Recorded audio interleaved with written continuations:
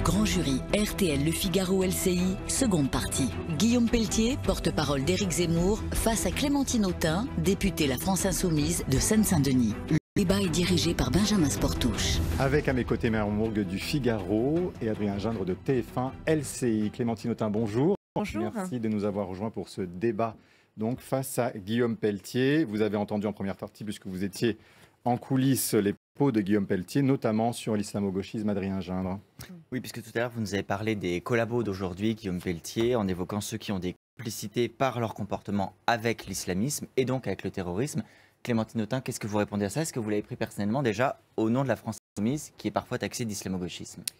D'abord, je voudrais dire un mot sur le tout début de l'émission, puisque Guillaume Pelletier a commencé en osant citer Jean Jaurès, qui sans doute en écoutant, s'il ne s'est pas retombé dans sa tombe, s'il pouvait écouter cette émission, sans doute serait révolté, absolument révolté, parce que Jean Jaurès, son combat, toute sa vie, ça a été l'humanité, et la société que vous désirez, la société que vous prônez, est une société qui nous conduit tout droit vers la guerre civile et particulièrement inhumaine.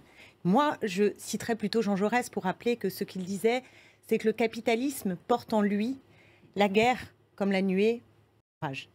Et s'il dit cela, et je veux le dire face à vous, c'est qu'au fond, dans notre approche de la société, voyez-vous, nous retrouvons des choses très différentes de ce qu'est la France. La France, pour moi, c'est d'abord sa devise républicaine, la liberté, qui est mise à mal par le libéralisme économique, l'égalité, qui est foulée aux pieds par une dynamique qui est celle des inégalités aujourd'hui, et l'humanité, qui est quelque part morte dans la mer Méditerranée, parce que peut-être ne voulez-vous pas le voir, mais vous savez qu'il y a déjà 23 000 êtres humains, personnes, qui sont morts dans la mer Méditerranée. Donc vous, ce que vous voulez, monsieur Guillaume Pelletier, c'est tout ramener à votre xénophobie, à votre haine des Arabes et des musulmans, et c'est l'axe majeur que vous prenez. Pour ma part, je pense que le problème majeur de la France aujourd'hui, c'est qu'il n'est pas capable, elle n'est plus capable de partager les richesses, d'affronter le pouvoir de la finance et donc de faire en sorte que chacune et chacun puisse vivre mieux.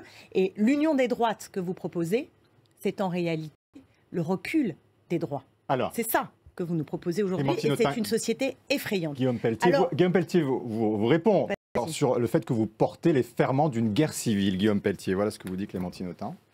Moi, je crois que la guerre civile, elle est à nos portes, que les tensions communautaires, l'explosion des violences, les phénomènes migratoires constituent une tragédie pour notre pays. Évidemment, nous souhaitons tous que la mer Méditerranée ne devienne pas, comme c'est le cas aujourd'hui, un cimetière pour les migrants. Nous partageons au moins cette volonté, mais nous n'avons pas les mêmes solutions. Moi, la conviction qui est la mienne, qui est celle d'Éric Zemmour, c'est de permettre aux Africains de rester en Afrique, c'est de permettre, c'est d'éradiquer par exemple les filières de passeurs, de ces gens qui se font des millions d'euros sur le dos de la misère. C'est donc aussi de rétablir le contrôle aux frontières et d'engager une grande politique de co-développement avec les pays du Sud. C'est s'attaquer à la cause de la misère, premièrement. Deuxièmement, je sais que c'est l'argument depuis 40 ans d'une classe politique à bout de souffle qui considère que tous les patriotes sont des racistes, des antisémites. Bon, c'est tellement faux. Il n'y a rien chez nous de raciste et d'antisémite. Moi, ce que j'apprécie justement chez Éric Zemmour, c'est ce parcours incroyable, ce Français juif berbère venu d'Algérie, qui n'a rien à voir avec tout ça et qui propose simplement aux Français, quelle que soit notre religion, quelle que soit notre origine sociale, de retrouver une communauté nationale. Vous savez, il y a deux visions. Où on propose une France, une juxtaposition de communautés qui s'affrontent. Même Gérard Collomb disait d'une France de Français face à face. C'est Clémentine Autain qui oui, convainc. Mais je réponds oui. à Clémentine Autain et à vous. Où on propose une seule communauté nationale. Enfin, quant à Jean Jaurès, que j'estime, moi je suis un passionné de littérature, je suis un passionné de la politique et je suis un admirateur de nombre de ses discours. C'est pour ça que j'ai voulu le citer tout à l'heure. Et je respecte et je comprends très bien aussi que vous l'admiriez. Jean Jaurès, pour moi, c'était, comme Clémenceau, la gauche qui n'avait pas trahi le peuple. C'était la gauche qui aimait les petits. C'était la gauche qui défendait le patriotisme. C'était pas cette gauche qui, depuis quelques décennies, a choisi d'abord l'immigration plutôt que le peuple français. C'est ça la différence sans doute que nous avons, vous et moi, à travers l'image et la figure de Jean Jaurès. Clémentine Autain, pour vous, c'est une gauche qui fait partie des collabos dont vous parliez tout à l'heure? Clémentine Autain, personnellement, moi j'attaque pas personnellement, je parle des ensembles, sauf qui le révèle et qui c'est l'assume. les gens dans les ensembles. Clémentine Autain, je ne sais pas personnellement. Ce qui est certain, c'est qu'il y a dans la classe politique française, j'ai cité cet exemple parce qu'il est d'autorité publique, et je crois dans votre département de Monsieur Lagarde, dont chacun connaît les accointances donc chacun connaît les accointances avec l'islamisme. Alors, si Clémentine Autain, à midi aujourd'hui, me dit je suis opposé radicalement au port du voile pour les jeunes filles de 6 ans, comme on l'a vu à Roubaix. Si Clémentine Autain me dit que oui, l'islam politique est un danger pour la France, très bien, j'en prendrai acte. Mais de quoi vous parlez, Monsieur Pelletier? Vous savez que je suis élue de Sevran, de Villepinte et Tremblay. Voilà. Je vais vous raconter une histoire. On avait une mosquée qui était la mosquée des radars. La mosquée des radars où il y avait des prêches salafistes. Vous savez qui est-ce qui m'a alerté sur les prêches salafistes de la mosquée des radars? Ce sont des femmes d'une association qui s'appelle Rougemont Solidarité, dont une grande partie sont par ailleurs musulmanes et portent le radar. Et ce sont elles qui sont venues me voir pour me dire c'est insupportable les prêches salafistes. D'accord? Et je me suis mobilisée pour fermer cette mosquée. Mais je veux revenir au cœur du débat qui est le nôtre. Parce que l'affiliation, ce n'est pas de Gaulle, comme vous l'avez dit tout à l'heure, de M. Zemmour. Et d'ailleurs, il le revendique, puisque lui-même assume sa filiation avec Pétain, qui aurait, je le rappelle, sauvé des Juifs. Ben, c'est quand même la réalité de ce que dit M. Zemmour. Quant à la misère, quand on regarde le programme, et j'aimerais bien qu'on puisse discuter du fond politique qu'il y a dans le programme d'Éric Zemmour, c'est qu'en réalité, vous allez encore plus paupériser la population. Parce que vos propositions, soi-disant pour lutter contre l'assistanat, ça va très concrètement faire en sorte que les chômeurs aient moins d'allocations, que les précaires aient moins d'aides, et au final, appauvrir la société telle qu'elle est. Clémentine Autain, sur la proposition d'Éric Zemmour et de Guillaume Pelletier de renvoyer les immigrés pour laisser plus d'argent aux Français, est-ce que... Mais c'est n'importe quoi. Qu'est-ce que vous dites? Guillaume Pelletier indique qu'il y a finalement un coût à cette immigration et qui pèse sur le pouvoir d'achat des Français. Mais rendez-vous compte de la folie de cette histoire. Prenez par exemple ce que propose M. Zemmour sur le patrimoine. Vous savez qu'il veut faire une réforme pour favoriser l'héritage. Ça, c'est bien, hein, pour lutter contre la misère et la pauvreté.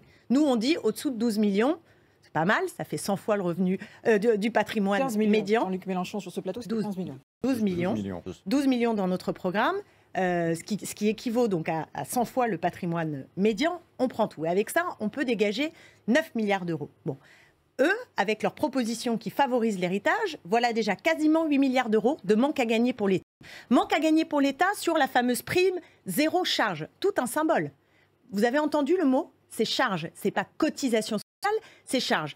Il me semble qu'en 1945, avec le CNR, le Conseil national de la résistance, il y a quand même un socle très important qui a été constitué. Et dans ce socle, que nous tirons jusqu'à aujourd'hui, il y a un certain nombre d'aides sociales importantes. Or, la CSG que vous visez particulièrement, vous savez que dedans, c'est quoi? Des allocations familiales, ce sont l'assurance pour le chômage, les aides pour les personnes dépendantes, le fonds pour la vieillesse. Alors vous allez enlever quoi avec tous ces milliards? Comment vous allez faire tenir notre système et faire en sorte qu'on n'appauvrisse pas ceux qui sont aujourd'hui les victimes d'un système où il y a 80 milliards d'euros dans l'évasion fiscale, où il y a 92 milliards qui ont été redistribués en dividendes? Alors, Guillaume Pelletier, vous répondez quoi? Il y a là, pendant la crise. C'est ça le vrai problème. Donc votre partage n'est pas un partage des richesses, c'est une stigmatisation d'une partie de la population qui n'amènera à rien, sinon à encore plus de folie dans notre pays et de désordre, et encore plus de personnes dans la galère et dans la misère. Guillaume Pelletier. Nous, c'est tout l'inverse. On a deux visions radicalement opposées de la société française. Nous, pour retrouver l'esprit du Conseil national de la résistance, du modèle social français, cher au général de Gaulle, nous souhaitons dire la vérité aux Français. Aujourd'hui, ce modèle social est en train de s'effondrer sur lui-même, avec des dettes faramineuses. Je rappelle que moi, je suis né dans la deuxième partie des années 70. Il n'y avait pas beaucoup de chômage, pas beaucoup de déficit, pas beaucoup de dettes. 40 ans après, notre génération porte sur les épaules... à l'époque, voyez-vous, beaucoup plus d'immigrés à l'époque. Quand je suis né, il y avait plus d'immigrés. Eh bien oui, je suis désolée. Oui, bien sûr. Comme quoi la corrélation c'est vrai que dans les années 60-70, il y avait plus d'immigrés qu'aujourd'hui. C'est fausse, Monsieur Pelletier. Et en plus, c'était même pas la même immigration, vous le savez très bien, c'était une immigration polonaise, d'Europe de l'Est, italienne, espagnole, avec une même culture, une même civilisation. C'était une grande différence, premièrement. Dites ça aux Italiens à l'époque, comment ils ont été traités. Les Espagnols qui ont fui la guerre d'Espagne, comment ils ont été traités par vos ancêtres. Nous sommes fiers de nos racines chrétiennes, judéo-chrétiennes, premièrement. Deuxièmement, pour sauver ce modèle social, il faut s'attaquer au gaspillage et à la gabegie. Le gaspillage, c'est les 20 milliards d'euros que coûte l'immigration chaque année. Le gaspillage, ce sont les 50 milliards d'euros de fraude sociale qui sont gaspillés chaque année. Puisque nous mettrons fin à ces absurdités, nous allons pouvoir rendre l'argent aux Français. Vous savez, je vais vous raconter une histoire. Vous m'avez raconté une histoire de Seine-Saint-Denis. Je vais vous raconter une histoire chez moi dans le Loir-et-Cher, parce que nous sommes 2 députés de la Nation. Il s'agit de Teddy, qui travaillait dans un grand groupe. Et j'ai essayé de sauver et de défendre les 80 salariés parce qu'on partage, je pense, au moins une chose en commun, Clémentine Autain, c'est la lutte contre la mondialisation financière, la mondialisation sauvage et la volonté de protéger notre peuple, nos industries, nos ouvriers, nos agriculteurs de cette course folle à la mondialisation financière chère à Emmanuel Macron. Mais nous avons une différence, c'est que Teddy, quand il me dit qu'il gagne 1300 ou 1400 euros chaque mois et que son voisin, en cumulant les aides sociales sans aller travailler, a plus à la fin du mois que lui. Il est dans une situation de désespérance. La France, aujourd'hui, elle souffre parce que les travailleurs, les artisans, les commerçants qui galèrent, qui se lèvent tôt le matin, n'ont pas la chance d'avoir une juste récompense de leur travail. Et là, je pense que Jean Jaurès, et là, je pense que Clémenceau, et là, je pense que le général de Gaulle serait fier de ce qu'incarne aujourd'hui Éric Zemmour, c'est de récompenser les travailleurs et les entrepreneurs. Parce que c'est le travail qui émancipe. C'est le travail qui rend digne. C'est le travail qui nous rend indépendants des forces de l'argent. Sur la mondialisation, vous êtes d'accord. Parlons sur le travail. Mais c'est un vrai débat de fond très important. Moi, je défends la valeur travail, je le dis très, très franchement, très clairement. Sauf qu'aujourd'hui, on est dans un pays où on a un surchômage, en particulier chez les jeunes, 20% des jeunes. Le chômage, c'est considérable. Or, il se trouve qu'il y a une offre d'emploi pour 13 chômeurs. C'est ça la réalité de notre pays. Donc moi, je ne vois pas d'autre solution si justement on veut que tout le monde puisse avoir accès au travail que de partager le temps de travail. Mais or, Guillaume dans Pelletier vos propositions, vous dit aussi il faut réformer le modèle social français qui oui, ne fonctionnerait plus. Mais donc, l'opposition, je ne suis pas d'accord avec M. Pelletier, parce que lui, il oppose sur une même cage d'escalier quelqu'un qui travaillerait et gagnerait un petit SMIC à ceux qui seraient au RSA. Je rappelle que le RSA, grand seigneur, 565 €. Je ne sais pas qui peut vivre avec 565 € et expliquer que ce sont eux les assistés et non pas Bernard Arnault qui engrange des millions et rien que son salaire, qui est limite son argent de poche, 300 000 € par mois. Je ne sais pas pourquoi il le mériterait, à quel titre. Et je suis absolument sûre que celui qui est sur cette cage d'escalier, en tout cas les deux, le problème c'est le partage des richesses entre les hyper riches, entre les dividendes pharaoniques qui sont redistribués et ceux qui sont aujourd'hui dans la galère. Donc nous, ce qu'on propose, c'est d'augmenter le SMIC à 1 400 € net tout de suite, d'augmenter les minima sociaux et de partager le temps de travail en diminuant, et là ça fera un autre point de désaccord, par exemple l'âge de départ à la retraite, nous sommes pour 60 ans, vous êtes pour 65 ans, c'est-à-dire que Sarkozy avait fait 62, Nicolas Sarkozy a fait les 62 ans, ensuite Hollande a fait les 43 annuités, nous sommes pour revenir à 60 ans avec 40 annuités. Et ça, c'est ce qui permet de dégager, si vous voulez, de l'emploi et de partager non seulement les richesses, mais de faire en sorte que tout le monde puisse travailler et puisse travailler sans être il faut d'abord mourir au travail, voyez. Oui. Je vais répondre à Clémentine Autain. Là encore, une différence effectivement majeure. Nous, on considère que l'argent public, l'argent magique, ça n'existe pas. Que ce qui existe, c'est l'argent des contribuables, l'argent des Français. Et qu'il est urgent de le leur rendre. Sur la question des retraites, par exemple, sur les deux sujets que vous avez évoqués, oui, nous avons une différence. On vit de plus en plus longtemps. C'est une évidence. Et en dehors des métiers pénibles, bien sûr, que nous souhaitons préserver pour partir le plus tôt possible, il faut dire la vérité aux Français, il faudra travailler davantage pour sauver le régime de retraite. Sur la jeunesse, la proposition que nous faisons avec Éric Zemmour est la suivante. Le premier frein à l'emploi de la jeunesse, ce sont les charges et les taxes qui pèsent sur les entrepreneurs. Pendant 8 ans, j'ai été un petit chef d'entreprise, j'avais 8 salariés, c'était très modeste. Pour embaucher quelqu'un à 1 500 ou 2 000 € net, je devais payer le double. Eh bien, avec Éric Zemmour, nous proposons que pour deux premières embauches, les 2 nouvelles premières embauches d'une entreprise, 0 charge et 0 taxe, là encore, pendant 2 ans. Pour permettre à tous les artisans et les commerçants, c'était une idée de Jean-Louis Borloo d'ailleurs qui n'a jamais été appliquée, qui considérait qu'il y avait probablement 1 million d'emplois à créer si on permettait aux artisans, aux commerçants, aux petits patrons d'embaucher une personne avec le salaire net qui est le salaire brut. Puisqu'aujourd'hui, vous savez que le salaire net est trop bas pour les salariés et le salaire brut trop haut pour les entrepreneurs. Est-ce que je peux avoir une réponse à ma question ? Mais juste une question. Vous les prenez où, Monsieur Pelletier ? Dans l'assurance chômage, dans l'aide à la dépendance. Il vous a répondu, Guillaume Pelletier, il vous a dit dans l'expulsion des 20 milliards non de l'immigration et les 50 milliards de fraude sociale. 50 milliards, Clémentine Autain. Alors, justement, chez moi, en Loir-et-Cher, on peut déposer, et chez vous aussi, un dossier RSA dans des départements limitrophes parce que l'État refuse la création d'un fichier unique de lutte contre les fraudes. C'est gaspillage, c'est fraude sociale. Vous les rendez Français mais vous avez dit 20 milliards sur l'immigration. Ah bah moi, je peux vous dire que les 20 milliards, on peut les trouver vraiment ailleurs. On n'est pas obligé de s'asseoir sur la devise républicaine et notamment la fraternité. La fraternité, le socle de nos droits constitutionnels. Parce que là, vous allez mettre dehors, je ne sais pas si vous vous rendez compte, si toutes les personnes qui nous écoutent se rendent bien compte. Là, ce dont parle M. Pelletier depuis tout à l'heure, c'est de renvoyer dehors des millions de gens. D'ailleurs, j'aimerais bien savoir dans le détail. J'aimerais bien savoir dans le détail qui, parce que par exemple, une famille qui n'a pas sa carte de nationalité française, mais a des enfants qui sont nés sur le territoire français, vous en faites quoi ? Vous les mettez dehors? Vous allez mettre tout le monde dehors? Tout ça pourquoi? Pour 20 milliards d'euros alors qu'il est si facile il va vous répondre. de le trouver, répondez alors à qu'il cet est si exemple facile de le trouver ailleurs. Est-ce que vous pouvez répondre à cet exemple C'est un projet de haine et c'est un projet de rupture avec la devise républicaine et notamment la haine, la conséquence de 40 Est-ce que vous pouvez répondre sur cet exemple concret à laquelle vous avez d'ailleurs participé? Non, moi je participe à les communistes étaient avec François Mitterrand et Lionel Jospin, je crois. Bon, bref. Ah bon, d'accord. Mais sur cet exemple, elle vous interpelle, Clémentine, sur cet exemple concret d'une famille. La politique d'Éric Zemmour sur l'immigration, c'est d'abord on met fin. On ne parle pas d'expulser, on met fin à l'immigration. Vous avez parlé des Français, Guillaume Pelletier. J'y viens. Je parle de la première étape. La première décision d'Éric Zemmour, le 25 avril, lorsqu'il sera président de la République, nous rétablissons les contrôles aux frontières et nous suspendons toute l'immigration. Il n'y a plus d'immigration en France. C'est-à-dire les 2 millions d'étrangers qui étaient rentrés sous le territoire national avec Emmanuel Macron, c'est fini. On ne fait plus rentrer, premièrement, sauf quelques cas particuliers sur lesquels on pourrait revenir si vous le souhaitez. Deuxièmement, oui, on expulse les détenus étrangers. Par exemple, notre administration pénitentiaire. Sur ce cas particulier de la famille dont parlait Clémentine Autain. Attendez, d'accord, je ne vais pas m'appuyer sur tous les cas. C'est pas du détail, M. Pelletier. C'est beaucoup de gens qui nous regardent. Moi, je vous parle des 15 000 détenus. Et à qui vous êtes en train de cracher à la figure en expliquant qu'ils ne sont pas dignes d'être sur notre pays, alors qu'ils travaillent en France, qu'ils payent des impôts en France, et vous expliquez qu'il s'agit de les mettre dehors. Pardonnez-moi, mais votre réponse est une réponse absolument abjecte. Je vais vous répondre très calmement. Nous mettons fin à l'immigration, un.